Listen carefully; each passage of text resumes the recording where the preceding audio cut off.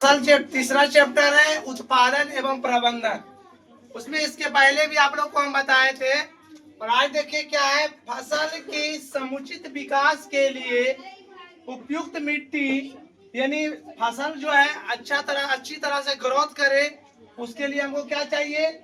उपयुक्त मिट्टी चाहिए, उत्तम बीज मतलब अच्छा बीज चाहिए, उन्नत कृषि औजार, यानी जो औजार जैसे हो गया कोदार हो गया खंती हो गया, ये होना चाहिए उन्नत कृषि औजार।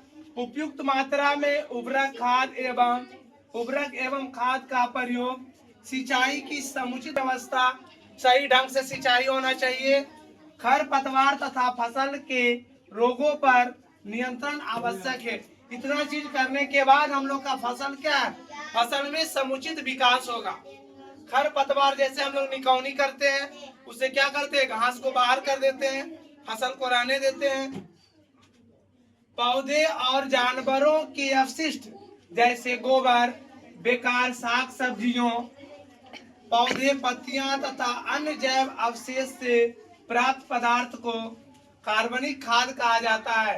पूछा जाएगा क्वेश्चन में कि कार्बनिक खाद किसे कहते हैं, तो आराम से इसको लिख दीजिएगा। पौधे और जानवरों के अवशिष्ट जैसे गोबर, बेकार साग सब्जियों, पौधे पत्तियों तथा अन्य जैव अवशेष से प्राप्त पदार्थों को क्या कहते हैं? कार्बनिक खाद कहा जाता है।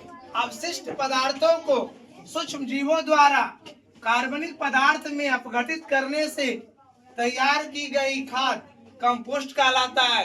क्वेश्चन पूछेगा कंपोस्ट किसको कहते हैं, तो हम लोग इसको लिख देंगे। फिर नेक्स्ट है, खाद के अलावा कुछ रासायनिक का प्रयोग किया जाता है जिन्हें उर्वरक कहा जाता है। जैसे यूरिया, नाम सुने होंगे आप लोग यूरिया का, अमोनियम सल्फेट, पोटास का भी नाम आप लोग सुने होंगे, जो खेत में दिया जाता है। नेक्स्ट है, फसल पकने के बाद उसे काटने की विधि को कटाई कहा जाता है। क्योंकि जब तक फसल नहीं पकेगा, जब तक हम लोग काटते हैं नहीं ना, तो फसल पकने के बाद उसे काटने की विधि को, है ना, कटाई कहा जाता है।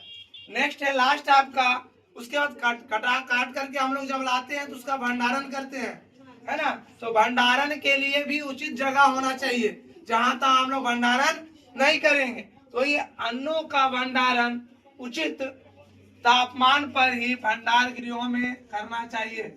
भंडार गृह का मतलब हो गया घर, है ना। भंडारण का घर भी उचित टेम्परेचर पे होना चाहिए, वही हम लोग भंडारण करेंगे, जहां तहां नहीं रखें। ठीक है।